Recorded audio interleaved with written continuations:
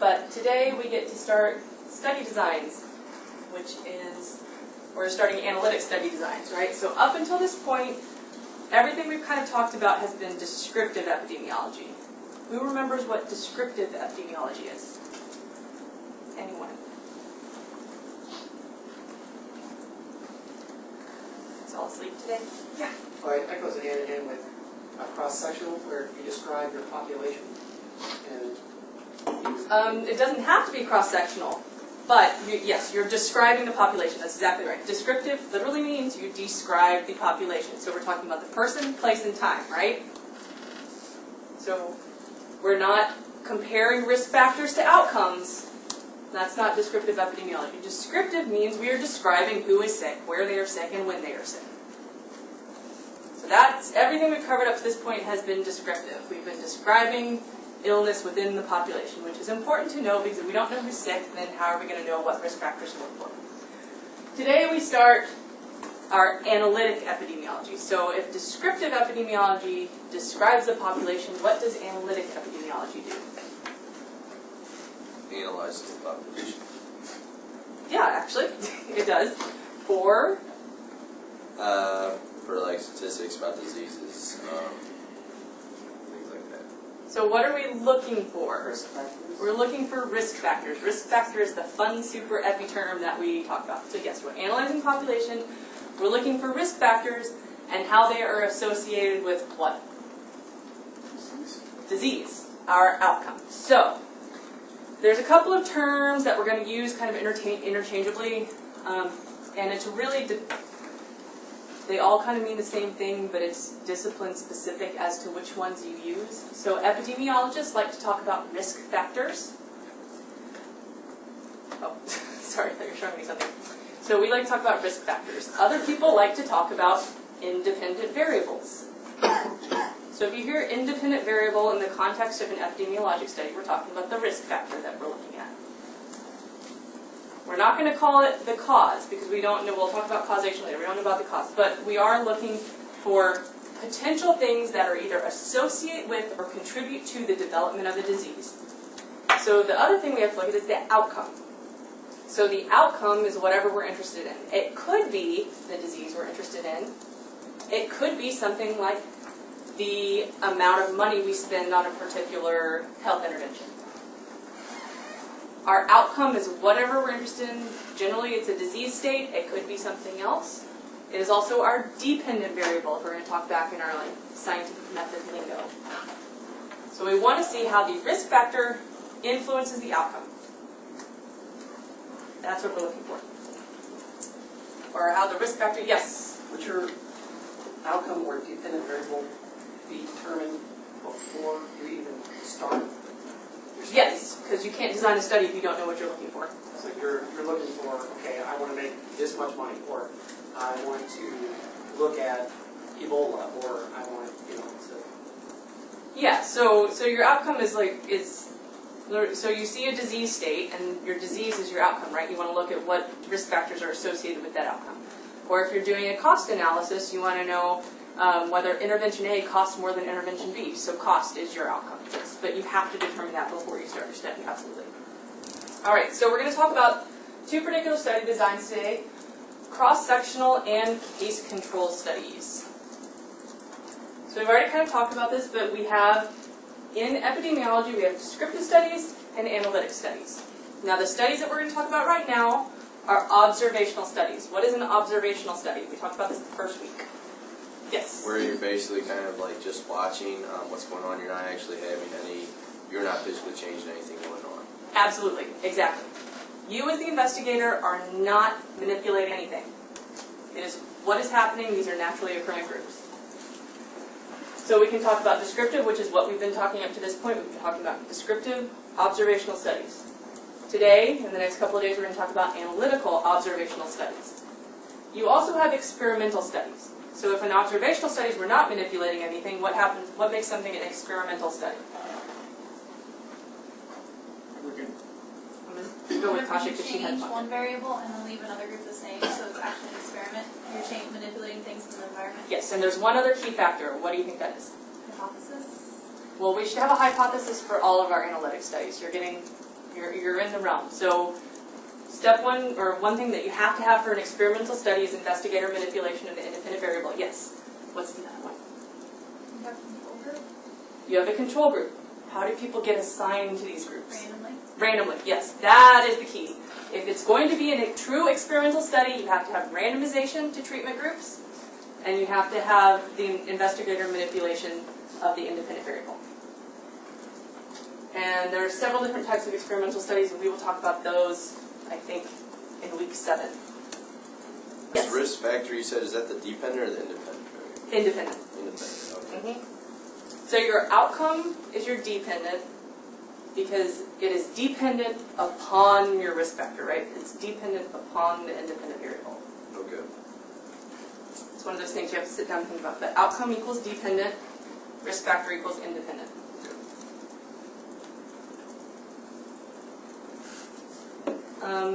Let's see. So there are different time dimensions that we can talk about when we talk about study designs. We can talk about cross-sectional designs, or we can talk about longitudinal design. A cross-sectional design is when the entire study period is at one point in time. Now that doesn't have to mean the 4 o'clock on Tuesday. But what it does mean is that you assess the exposure, so your risk factor independent variable, exposure is another term that we use for risk factor or independent variable. You assess your exposure and your outcome at the same time.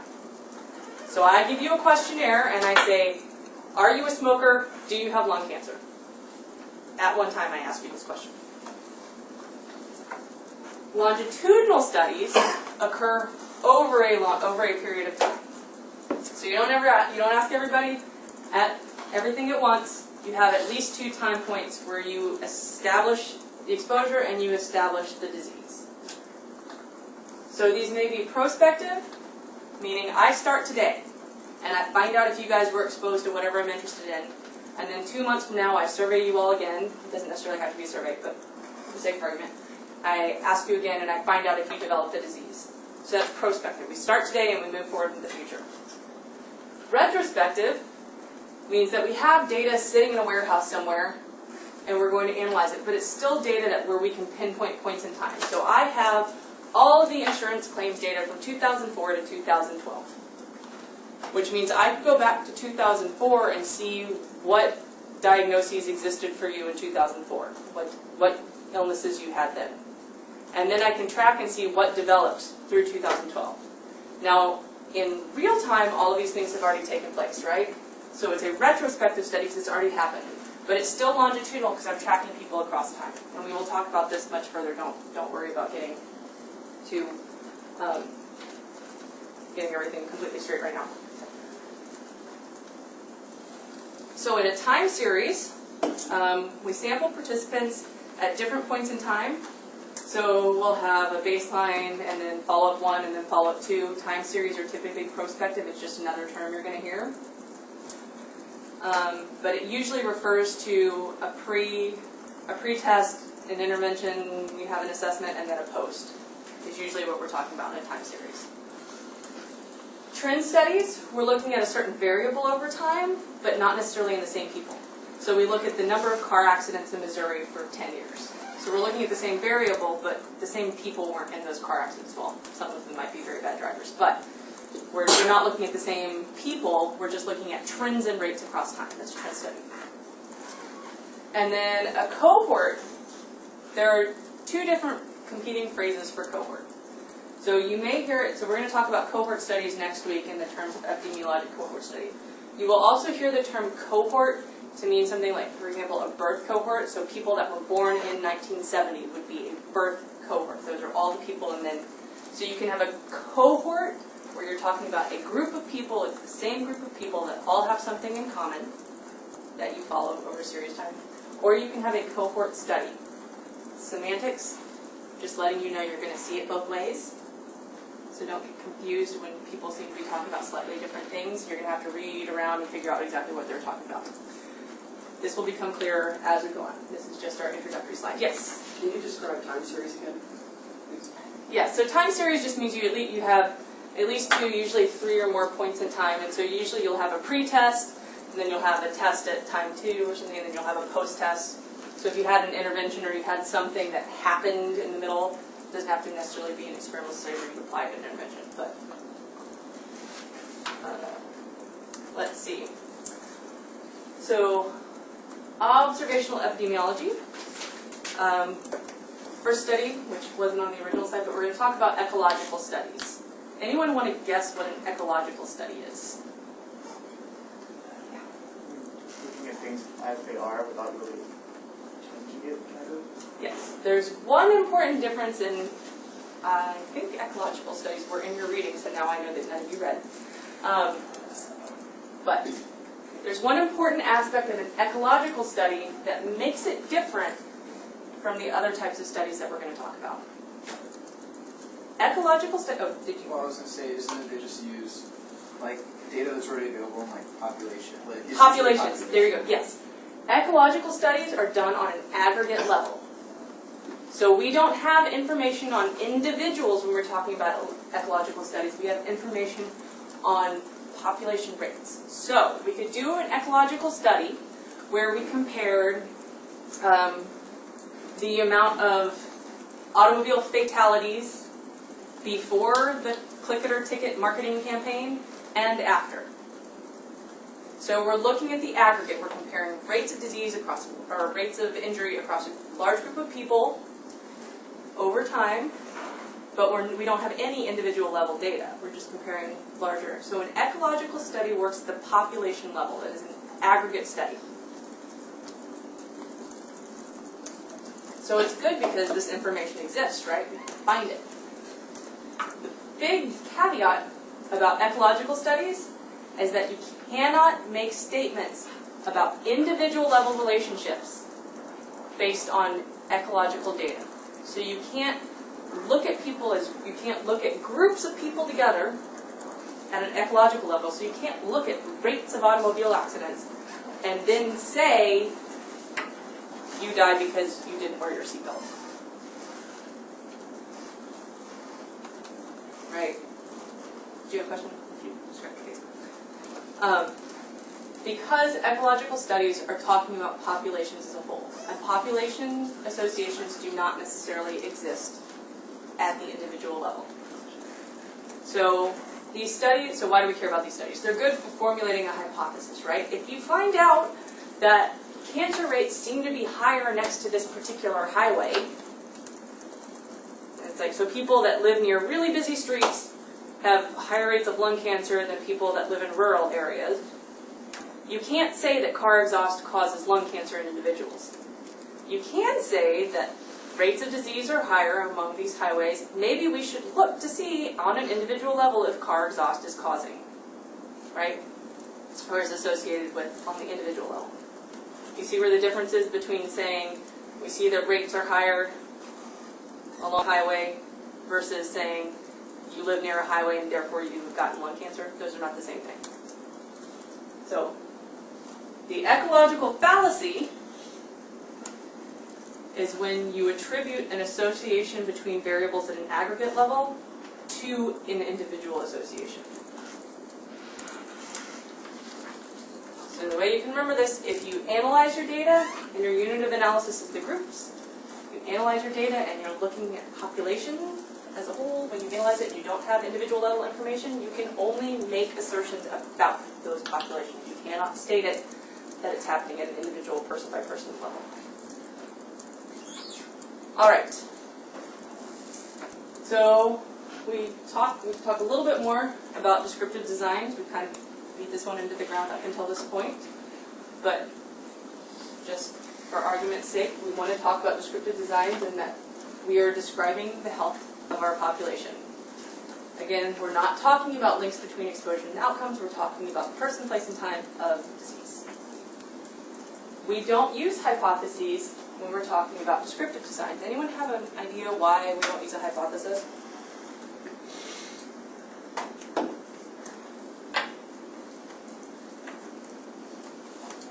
You're not manipulating anything. You're not manipulating anything. You're not examining any associations, right? So there's no hypothesis to state. we're just looking at disease distribution, and what good does it do to say, I hypothesize that 30% of this room chews gum, or 60% of Missouri is overweight or obese or something, or that maybe that's predicted. Did y'all hear that this morning? Or there was a new study that came out yesterday about obesity in the United States and how by like 2016 or something, 60% of the population will be obese. Those numbers aren't correct. I'm buddying. I think it might have been 60% of the population of Missouri or something. Anyway, Missouri is like number 9 on the fattest states in the U.S. Probably not a good thing to be in the top 10, but anyway, we are. All right, so when we're looking at descriptive designs, we're usually trying to emphasize diversity of the population. So we're trying to look at large groups of people so we can identify subpopulations. Remember, we talked about the importance of looking at subpopulations. We want a large, diverse group so that we can make comparisons between subpopulations so that we can see if the rates of disease differ. And then finally, most importantly, there's no investigator manipulation in these particular study designs. All right. We can also talk about correlational designs. Now we're getting into the analytical epidemiology. When we use correlational designs, we're using non-experimental methods. They are non-experimental because they are observational. They are non-experimental because we are not manipulating anything and we are not randomizing people to treatment groups.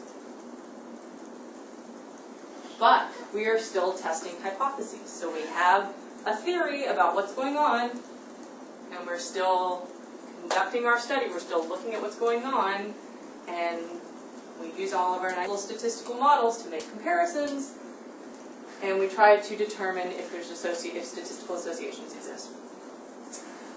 These designs are deductive. Who knows what deductive means? You live in a house by the highway, and you have lung problems, therefore I deduce that you may have the onset of lung cancer.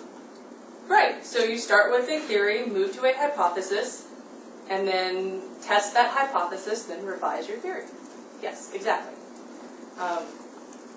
So we're starting from a theory. So an inductive study would mean we started from scratch, and then we looked at all the data, and looked at what the data was telling us, and then developed a hypothesis. That's not what we're doing here. Now, in correlational designs, you're starting with a theory, come up with a hypothesis, you devise a plan to test that hypothesis, you test it, and then you look back and make revisions as necessary. Let's see. Oh, control. So when we were talking about experimental studies, we controlled these studies, we made tightly controlled by randomizing people to treatment groups. And when we randomize people to treatment groups, we'll talk about this more later, but when you randomize them to treatment groups, you're trying to equally distribute all the other characteristics that aren't the characteristics that you're interested between the two groups. Well, we can't do that in an observational study because we're not randomizing anyone. So we have to try to somehow make our two groups equal, and we do this either by restricting things or matching things at the start of the study, or by using statistical means on the back end. We will talk about all of this stuff in much more depth, just an introduction. And finally, in correlational designs, there is no investigator manipulation. The important thing in correlational designs is there's lots of important things. But the thing to remember is that we're still testing a hypothesis. We're looking for associations between an exposure and an outcome.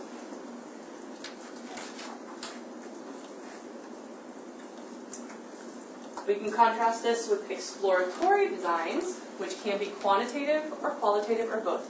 What is a quantitative study? Study that is involved with like numbers.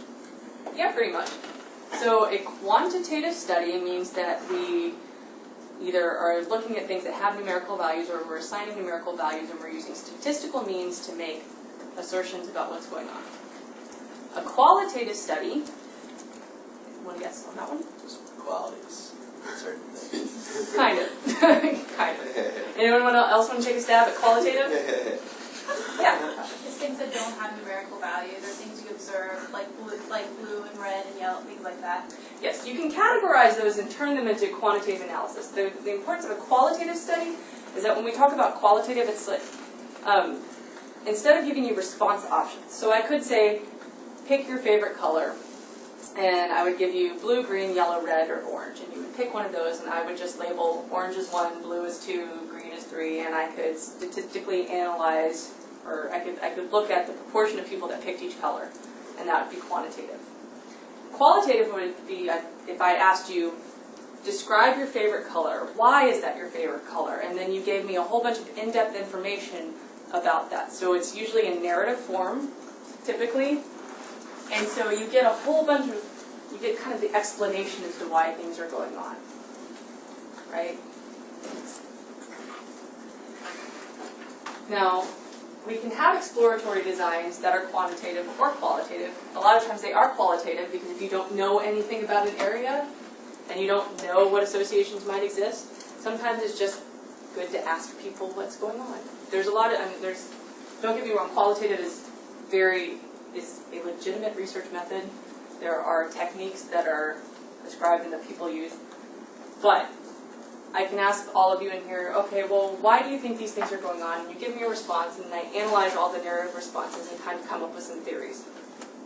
Or I could, if I wanted to do an exploratory design quantitatively, I could come up with some questions and give you all a survey and then just see what the data told me.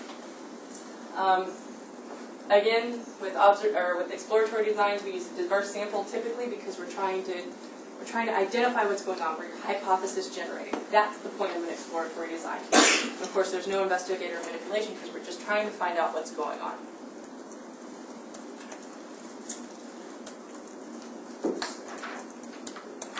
All right.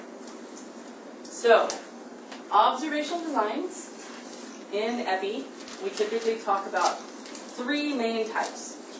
Now, these aren't the only types of studies, but these are the main types of studies that you hear about all the time, and then there's slight variations in them.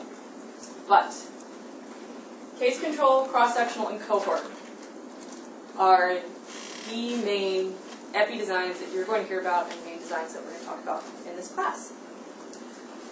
One thing to note, all 3 of these designs are correlational designs. We are trying to correlate an exposure with an outcome. We are trying to identify, we're trying to demonstrate an association between an exposure and an outcome in all 3 of these designs.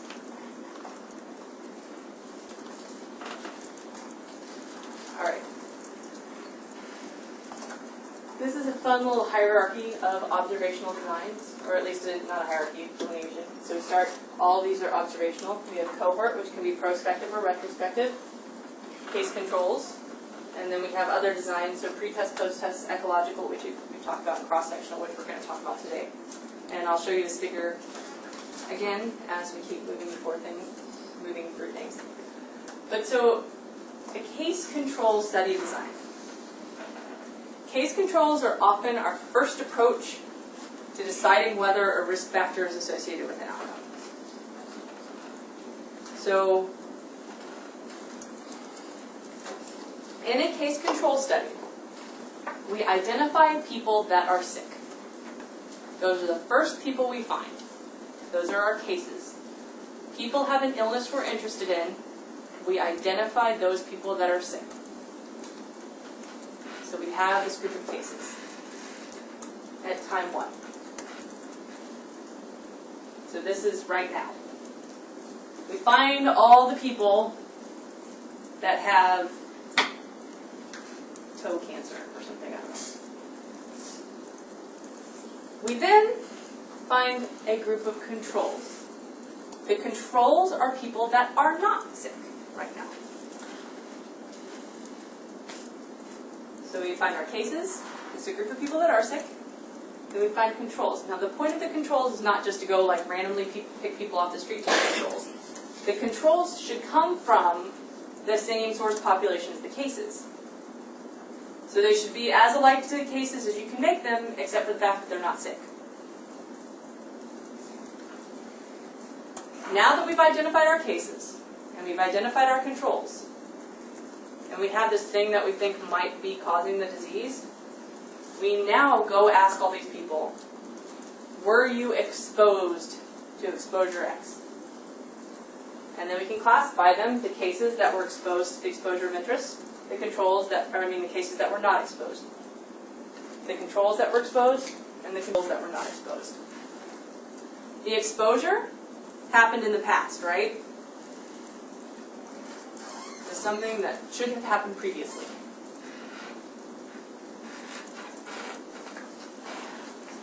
Once we know, we have our cases and our controls, and we know who was exposed and who was not exposed, we can look to see that if the odds of being exposed to the exposure of interest are greater in the cases than they are in the controls.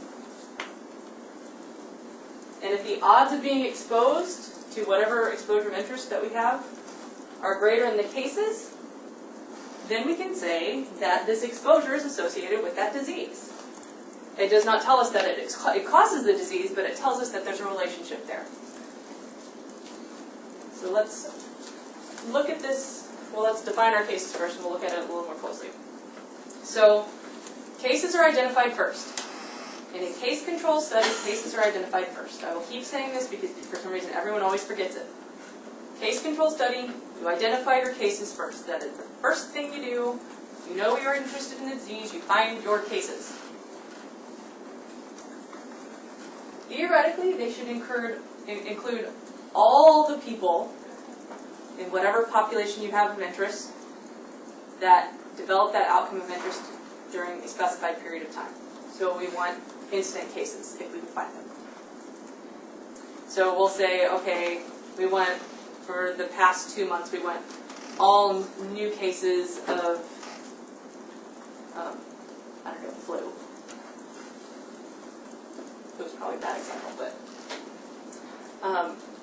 all new cases of colon cancer for the past 3 months or whatever. And so we identify all those new cases, people that aren't existing cases of colon cancer, or we could say for the next 3 months we're going to find all the new cases within the SLU hospital if that's our population.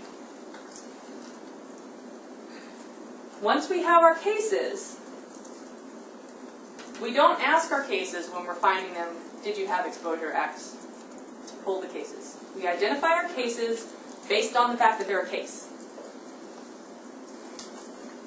Now, remember, was it last week that we were talking about case definitions, or the week before? The week before, right?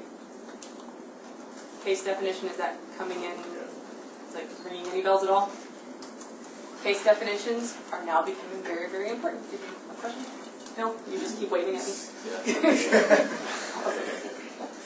Yeah. Case definitions become very important here.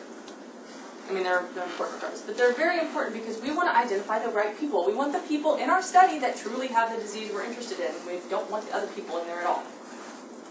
And we want to make sure that we're applying a consistent definition. So if you're responsible for identifying cases and I'm responsible for identifying cases, we want to make sure that we would have included the same people, right? We don't want, I shouldn't think that persons A, B, and C have cases and you think only person C is a case. We should have a very clear definition of who's going to be counted as a case. And then, most importantly, I'll say it again, you have to select your cases independent of the exposure. So you don't know anything about their exposure status when you identify them as a case. Which also means that the exposure status cannot be part of your case definition. Does that make sense? Why the exposure you're interested in can't be part of the case definition? You're biasing it to come out with that result. Exactly. Because then you're saying, in order to be a case, you have to be exposed to this. Now let's go see if the controls were exposed to it. And then all of your cases would be exposed. It would not work out well. All right. So we have our cases. We've come up with a nice, concise, easily applicable case definition. We have applied it. We have identified our cases. Yes.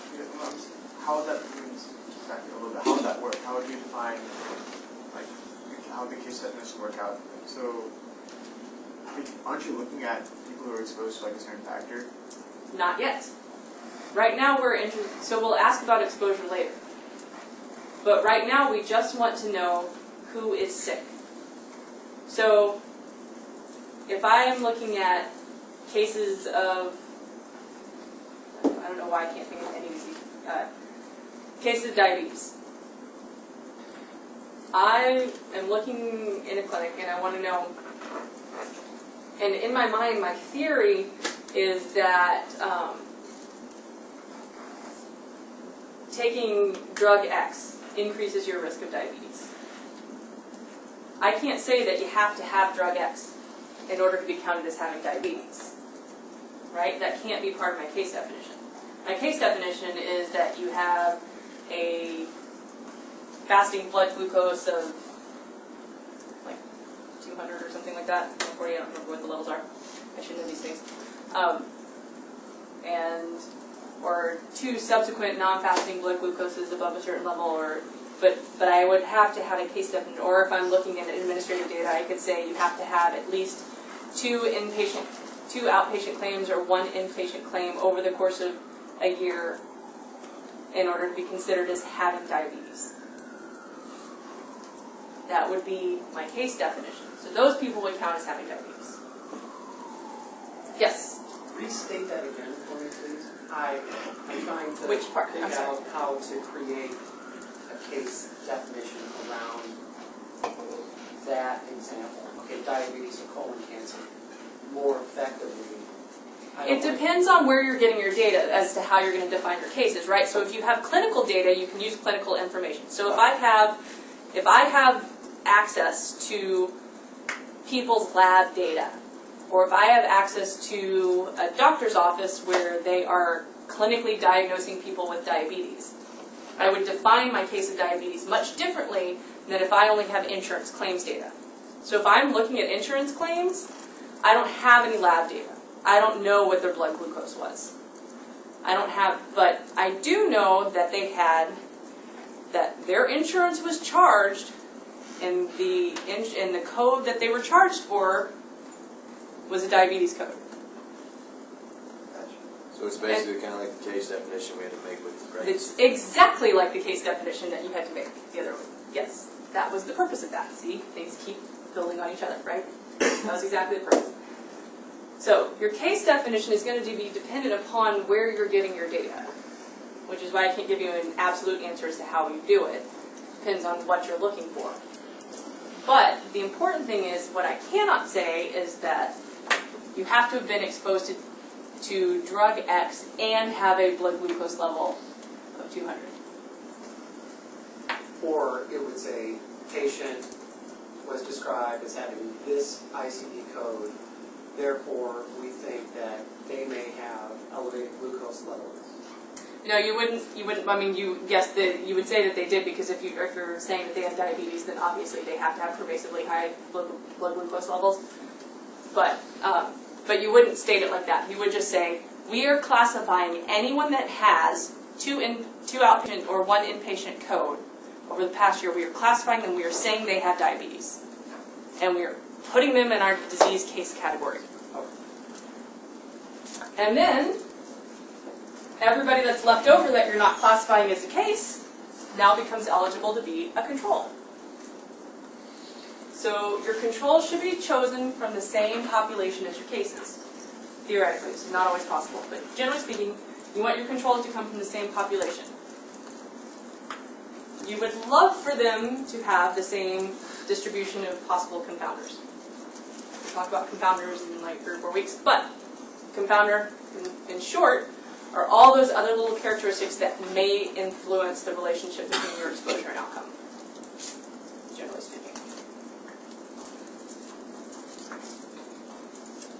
So you want all the characteristics, so you kind of like age and gender and comorbid disease. You would like to have the same distribution of those things in your cases as you would in your controls. This isn't always going to happen. You can adjust for it after the fact, but that's kind of what you want. Because you're trying to get some pseudo-representation like you would if you had randomly assigned people to groups. And then when we get along to measuring our exposure, you have to measure the exposure in the same way that you measure it in the cases. So We have our cases. Everybody that's left over that's not a case can be chosen as a control. You choose your controls. And now you go back and you assess whether or not they were exposed to whatever you had the exposure of interest. So you could assess exposure using medical records. You could assess exposure using a survey. But you have to assess exposure in the exact same way for both your cases and your controls.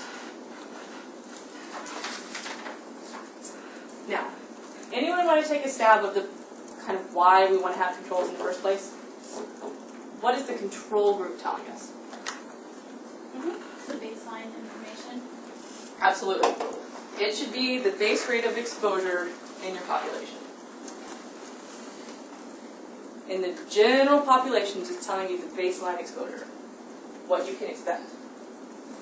And what you want to see, you want to know, is if there's more exposure in the cases. But if you didn't have the controls to look at, you wouldn't know if there was more exposure in the cases than in the general population. All right, so how do we find the exposure? There's lots of ways. You can look at records, so you can look at medical records, assuming you have access to them. You can look at death record, or death certificates, birth certificates. You can look at most big companies keep occupational records. There's lots of records you can look at. You can ask people, either through paper, pencil, computer surveys, in-person interviews. You can take direct measurements. You can take blood samples. Or you can use a proxy measure. Who wants to guess what a proxy measure is? Yeah. Indirectly measuring one quality to another quality? Exactly. Exactly. So, proxy measure could be, I am trying to determine, I'm trying to label people's socioeconomic status, but I don't have that information, so I'm going to use their education to be a proxy for their socioeconomic status. Because typically, a level of education is somewhat related to socioeconomic status. That would be a proxy. Or, it could be, I'm doing research on a kid that's 5, and this child that's 5 can't answer their own questions, so I ask their parent. The parent is the proxy for the child. The proxy just means you can't directly measure what you're looking at, so you use something that should be close enough. All right. Strengths of case control studies. They are great for rare outcomes. They're great for rare outcomes because you start with the people that are diseased. So you don't have to wait 20 years to get enough people to develop the disease of interest in order to actually do an analysis. Since we're starting by gathering all the people that have the disease of interest, we can gather enough at the beginning. You can study multiple exposures. So we have one outcome of interest, but we can ask people a lot of questions about a lot of different things that they might have been exposed to. They're efficient because we're not having to track people for 10 years into the future, right? And they're typically less expensive, again, because we're not having to maintain, control, and identify where these people are for the next 10 years. We can get all the information we need kind of right now.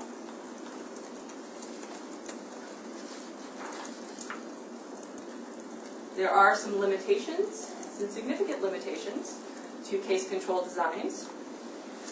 They're retrospective. Because there's some issues there. We cannot say for sure that the exposure or the outcome. It is possible that these people got sick and were then exposed. They may think they were exposed in the past, but because we're starting with people that are diseased and then asking them to recall what happened before, it's possible that the exposure and the disease either occurred simultaneously or that the exposure actually occurred after the disease. We can't establish that time sequence of events using this type of study design. Also, since we're asking people about things that happened in the past, people don't have great memories. They may not remember if they were exposed to things. Another problem that comes up is that people that are sick tend to remember a whole lot more than people that aren't sick, right? If you're sick and you want to know why you're sick, you tend to remember every little thing you ever did, right? Whereas people that are not sick don't have really the motivation to think about what if types of scenarios. There's also problems selecting controls. In a perfect world, you would be able to select controls from the exact same population from which your cases arose. This does not actually translate to reality, unfortunately.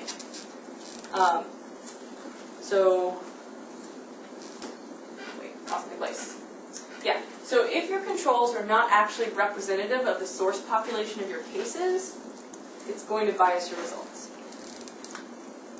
And then finally, for a case control study, you are limited to one outcome. So you can only study one disease at a time. You study lots of exposures for that disease, but you can only study one disease at a time.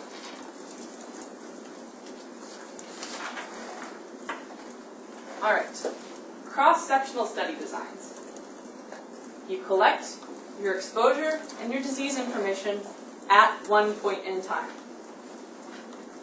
So in a case control study, I have identified my cases, I find controls, and then I ask them about their exposure. In a cross-sectional study, I just throw a survey at you and you tell me, yeah, do you have this disease or no? Were you exposed to this exposure or no? You see how that's different? I'm not segmenting out the cases and identifying them and picking a control group. I'm just looking at the prevalence of the exposure and the prevalence of the disease in whatever population of interest at that time. So oftentimes you'll hear cross-sectional studies referred to as prevalence studies. I don't particularly like that classification, but you'll hear it, so I can tell you about it. Cross-sectional studies are quick, right? They're quick and easy. I hand out a survey, and then I can determine if in this class more people that have the disease have the exposure. I can determine that right now. But I can't say, yes, the exposure occurred before the disease. I'm asking everybody everything at one point in time. So, just kind of another graphic. We have our population of interest. We usually gather a sample from that population. I get all the data on the exposure and disease at one point in time, and then I throw people into their categories. Exposed with the disease, exposed without the disease. Unexposed with the disease, unexposed without the disease. I put everybody into their boxes.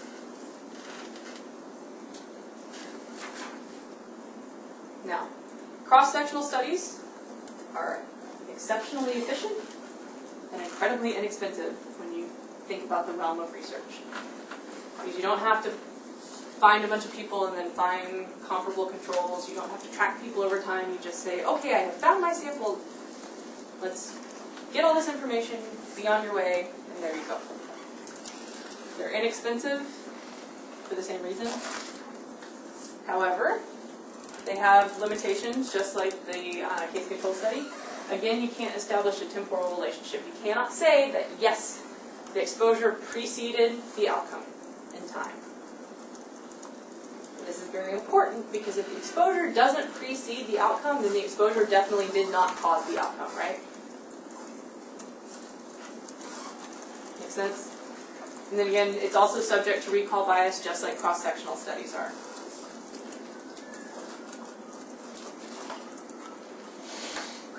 All right. So we talked about this in the beginning. We're going to talk about it again. When we're doing any study, we have to identify what our variables are. So we need to know our independent variable of interest, we need to know our dependent variable of interest, and then we need to know all the other variables that might be important. So, like we said earlier, your independent variable is your risk factor, or we may call it your exposure. All of these things are analogous. It's the variable that you believe explains or predicts the outcome. That doesn't mean that it does, but it's the variable that you believe explains or predicts the outcome.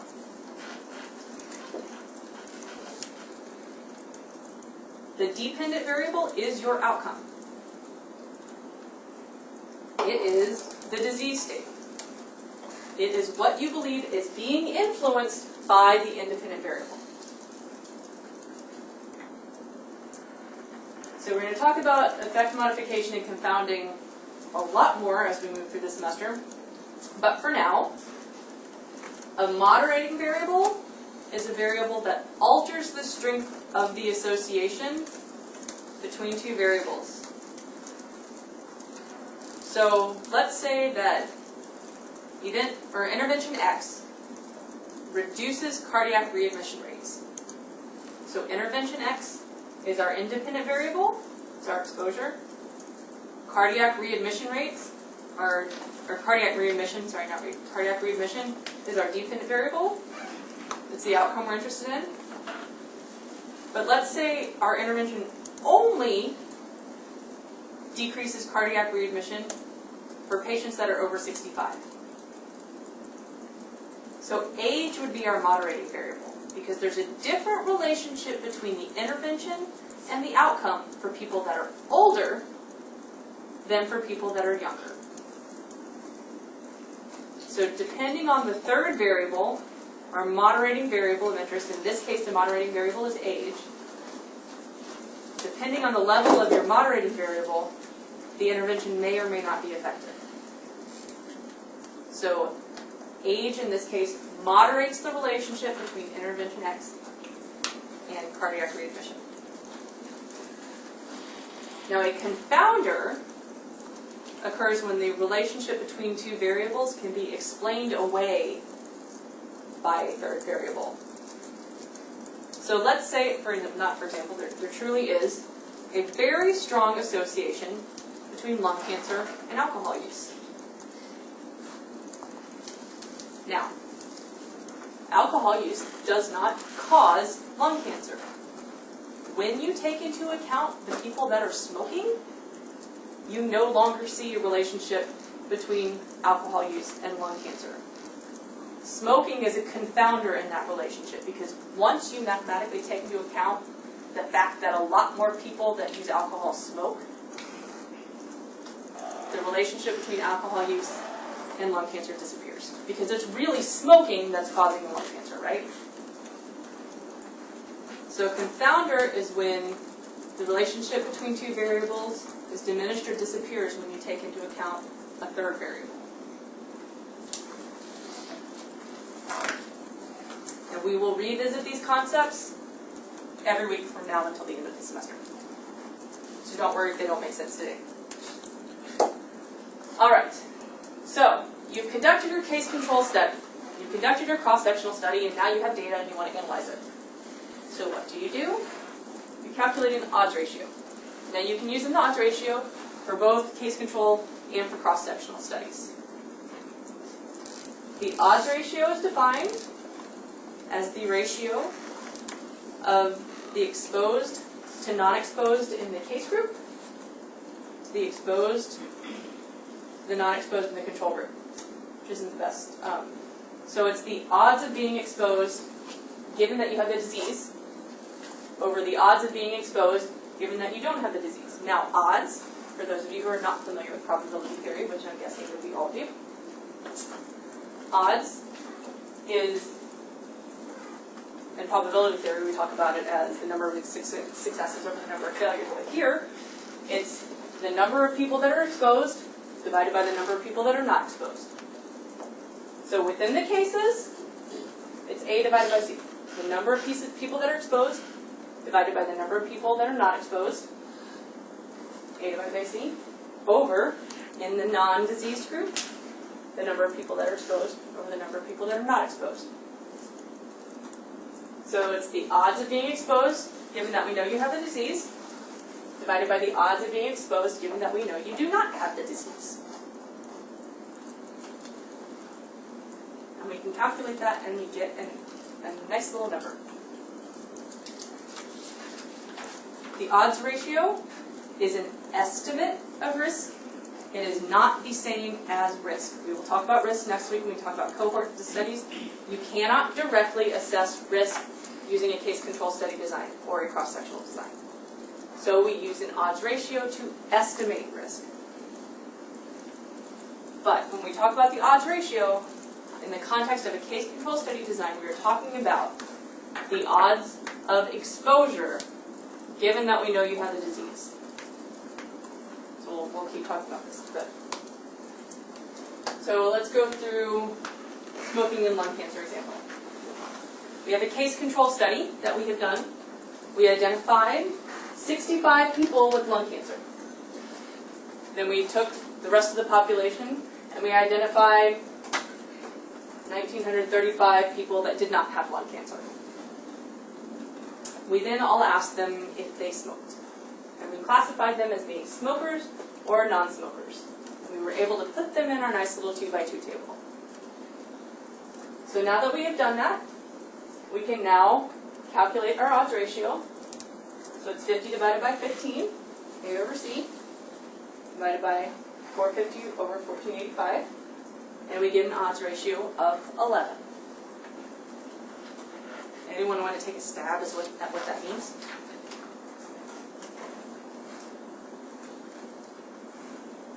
Anyone? Shout out.